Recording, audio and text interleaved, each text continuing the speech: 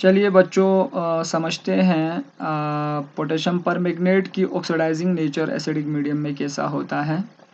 इससे पहले के वीडियो लेसन्स में हमने डिस्कस किए थे oxidizing nature of potassium permanganate in alkaline medium हमने डिस्कस किए थे पिछले वीडियो लेसन्स में। अल्कलाइन मीडियम पोटेंशियल इक्वेशंस भी हमने लिखा था।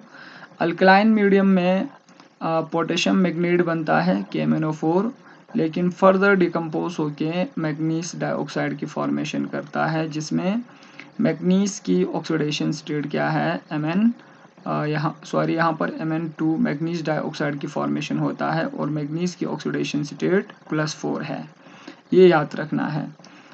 न्यूट्रल मीडियम में भी हमने बात की थी पिछले वीडियो लेसन्स में। न्यूट्रल मीडियम में भी मैग्नीज डाइऑक्साइड की फॉर्मेशन होता है, manganese dioxide, and here also the oxidation state of manganese is +4। तो आज हम बात करेंगे पोटेशियम परमैंगनेट की ऑक्सीडाइजिंग नेचर कैसा होता है एसिडिक मीडियम में। तो एसिडिक मीडियम में याद रखना ये पावरफुल ऑक्सीडाइजिंग एजेंट है और एसिडिक मीडियम में Mn+2 में कन्वर्ट होता है, ठीक है। और यहाँ पर Mn+7 पोटेशियम परमैंगनेट में ऑक्सीडेशन स्टेट +7 होता है और ये कन्वर्ट होता है +2 में। पोटेंशियल इक्वेशन याद रखना है रिएक्शन लिखने के लिए। पोटेंशियल इक्वेशन कुछ इस तरह होता है KMnO4 प्लस एसिड, हम सल्फ्यूरिक एसिड लेते हैं H2SO4 और ये कंबाइंस होके पोटेशियम सल्फेट बनाता है K2SO4 plus manganese sulphate MnSO4, manganese sulphate आप कह सकते हैं, प्लस वाटर, और साथ में नेसेंट ऑक्सीजन यहाँ पर रिलीज होता है। इस इक्वेशन को बैलेंस करना है। बैलेंस करने के लिए यहाँ पर 2 लगाओ, आप खुद से कर सकते हैं बैलेंस हिडन ट्रेल मेथड से।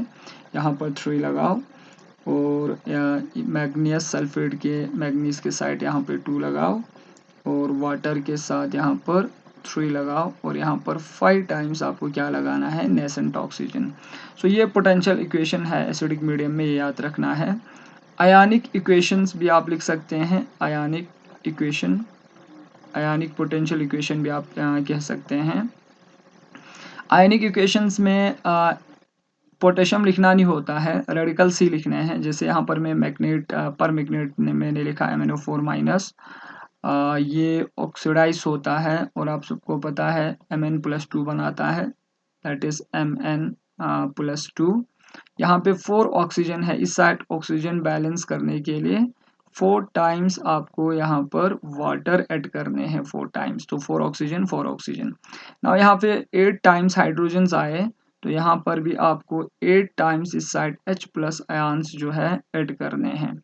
सो यहाँ पर साथ में आप देख सकते हैं +7 इधर है और ये +2 मीन्स 5 इलेक्ट्रॉन्स जो है इन्वॉल्व है, ठीक है। 5 इलेक्ट्रॉन्स इसने गेन किए और Mn+2 की फॉर्मेशन हुआ यहाँ पर। सो ये आयनिक इक्वेशंस है, आयनिक मेथड से भी आप रिएक्शन लिख सकते हैं।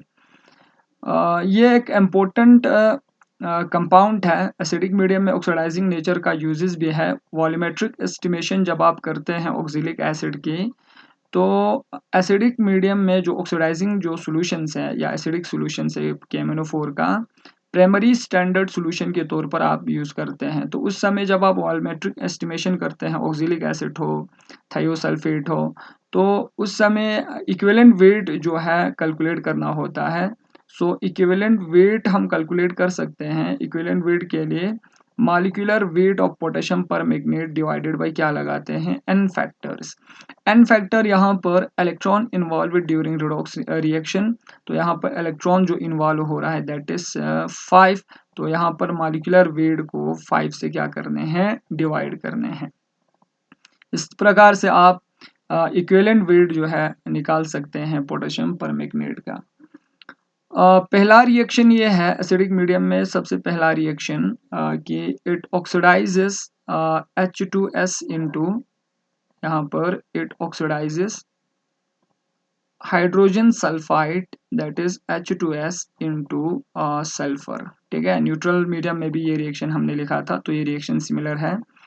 तो KMnO4 रिएक्शन आप इस तरीके से लिख सकते हैं, प्लस 3 टाइम H2SO4 और यहाँ पर आप लिखेंगे K2SO4, यहाँ पर भी 2 लिखो और प्लस ट्वाइस MnSO4 मैग्नीशियस सल्फेट और प्लस यहाँ पर 3 टाइम्स क्या है H2O और 5 टाइम्स नेसेंट ऑक्सीजन। ये इस तरीके से लिखना है।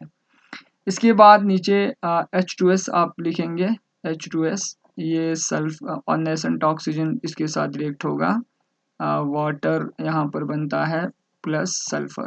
ठीक है, सल्फर -2 to 0 ये ऑक्सीडाइज हो रहा है। नेट इक्वेशंस आप लिख सकते हैं, 5 नेसेंट इधर है तो इधर एक ही नेसेंट है, तो नीचे वाले हाफ इक्वेशन को 5 से क्या करना है मल्टीप्लाई, तो यहाँ पर नेट इक्वेशन आएगा ट्वाइस KMnO4, सॉरी यहाँ पर मैं KMnO4 और प्लस आप लिखेंगे 3 टाइम्स H2SO4। ठीक, और प्लस यहाँ पर हाइड्रोजन सल्फाइड जो है 5 टाइम्स आएंगे, 5 टाइम्स H2S। ठीक, और ये आएगा यहाँ पर K2SO4 plus twice मैग्नीशियस sulphate MnSO4 और यहाँ पर आएगा प्लस, यहाँ पर 5 टाइम्स वाटर है और इधर 3 टाइम्स है, तो 5 6 7 8 हो जाएंगे, तो यहाँ पर 8 टाइम्स आपको क्या लिखना है H2O। ठीक है, तो 8 टाइम H2O और प्लस यहाँ पर क्या आएंगे 5 टाइम्स सल्फर आएंगे। ठीक है, 5 टाइम्स सल्फर।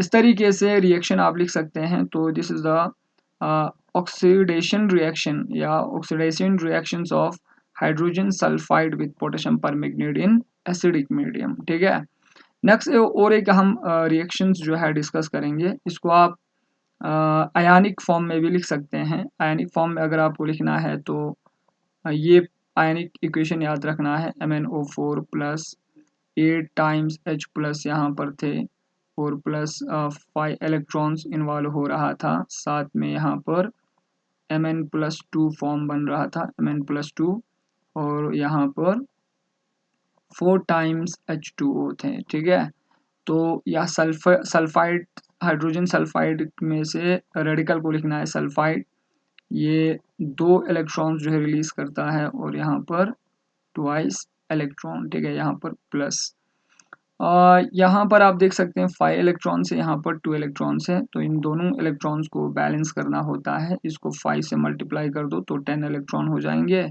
इसको कितने से करेंगे 2 से, तो यहाँ पर 10 इलेक्ट्रॉन्स और 10 इलेक्ट्रॉन कैंसल, तो नेट इक्वेशंस जो है MnO4 negative plus 8H plus ion plus यहाँ पर आएंगे सल्फाइड और ये इस साइड आएगा Mn+2 प्लस सल्फर आएंगे 5 टाइम्स।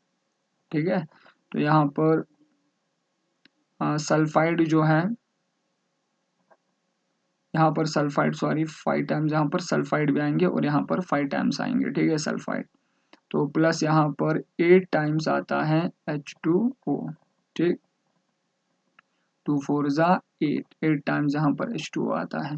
तो इस तरीके से आप क्या कर सकते हैं, इसको लिख सकते हैं और यहाँ पर सॉरी ये 8 है और इधर 2 है, तो यहाँ पर 16H प्लस आएगा। तो इस तरीके से आयोनिक इक्वेशंस आप लिख सकते हैं। नेक्स्ट जो इक्वेशंस है, it also oxidises nitrate that is potassium nitrite KNO2 into potassium nitrate KNO3। ठीक है, तो इससे रिलेटेड रिएक्शन भी आप लिख सकते हैं। ये नाइट्राइट्स को नाइट्रेट में ऑक्सीडाइज कर देता है। रिएक्शन इस तरीके से हम लिखेंगे, रिएक्शन में लिख दूंगा, बाकी आप खुद से करेंगे। सबसे पहले हाफ इक्वेशन से लिखो। हाफ इक्वेशन क्या था, MnO4, मैं आयनिक इक्वेशन लिखूंगा, बाकी आप पोटेंशियल इक्वेशंस के थ्रू भी रिएक्शन को बैलेंस कर सकते हैं।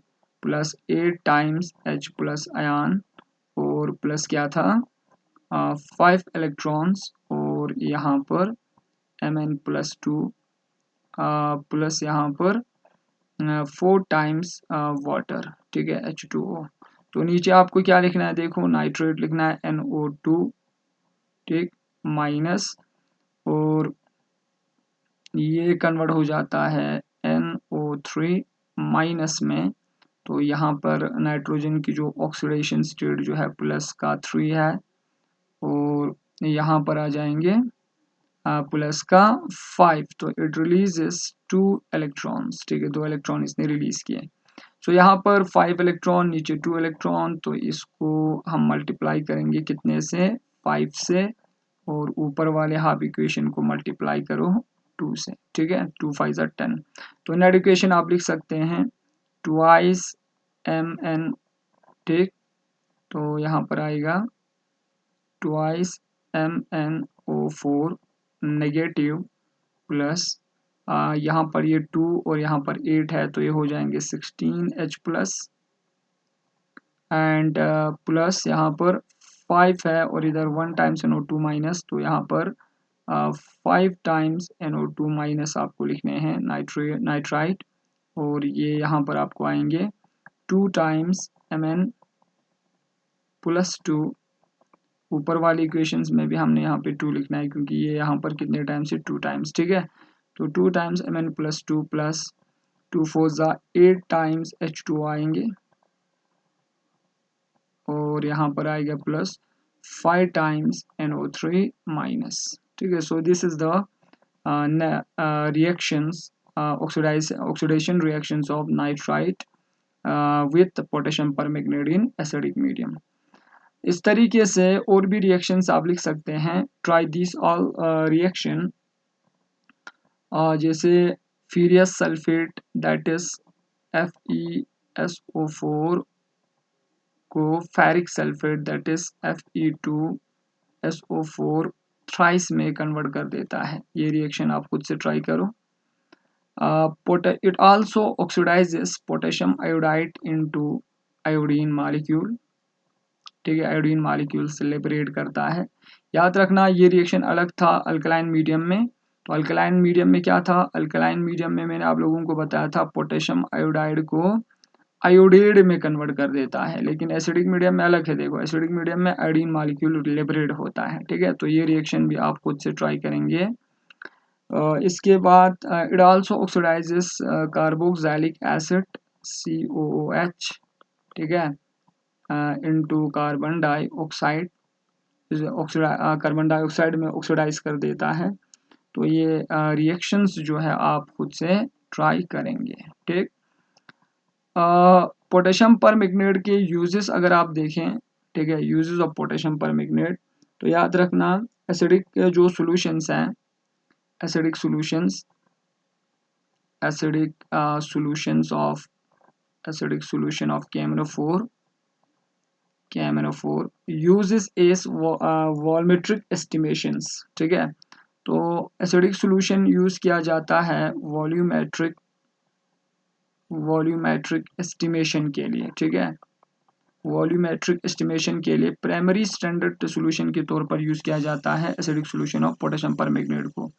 तो वॉल्यूमेट्रिक एस्टिमेशन किस किस की करते हैं, लाइक ऑक्सैलिक एसिड है, सोडियम थायोसल्फेट है, Na2H2O3, ठीक है, एटसेट्रा। तो बहुत सारे वॉल्यूमेट्रिक एस्टिमेशंस में प्राइमरी स्टैंडर्ड सॉल्यूशंस के तौर पर यूज किया जाता है। So this is the first use. Second use ये है अल्कलाइंस जो सॉल्यूशन है, alkaline solutions of KMnO4 use it to detect double bond, ठीक है, use it to detect double bond in unsaturated compound, ठीक है। जो अनसैचुरेटेड कंपाउंड्स है इनमें डबल बॉन्ड डिटेक्ट करने के लिए हम अल्कलाइन KMnO4 सॉल्यूशन को लेते हैं, और इस अल्कलाइन KMnO4 सॉल्यूशन को बेयर रिएजेंट कहते हैं, बेयर रिएजेंट, ठीक है। तो बेयर रिएजेंट्स हम अनसैचुरेटेड कंपाउंड में डबल बॉन्ड डिटेक्ट करने के लिए यूज़ करते हैं।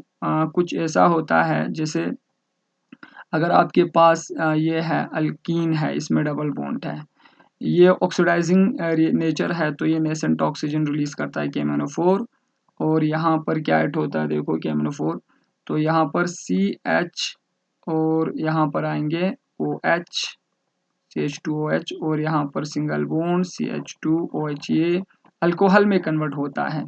पहले इसका जो कलर जो है, ठीक है, जो यहाँ पर आप KMnO4 यूज़ करेंगे उसका कलर पिंक होता है, लेकिन जब इसमें अगर डबल बॉन्ड है तो ये डीकलराइज होता है, कलरलेस हो जाता है, ठीक है। पिंक कलर जो है पोटेशियम परमैंगनेट का सोल्यूशन में डालते ही डीकलराइज हो जाता है, तो इससे पता चलता है कि इसमें डबल बॉन्ड प्रेजेंट है। तो इसीलिए इसे अल्कलाइन सोल्यूशन को जो डबल बॉन्ड डिटेक्ट करने के लिए यूज़ कर रहे हैं, इसको बैर रिएजेंट्स हम कहते हैं। सो ये दूसरा यूजेस है।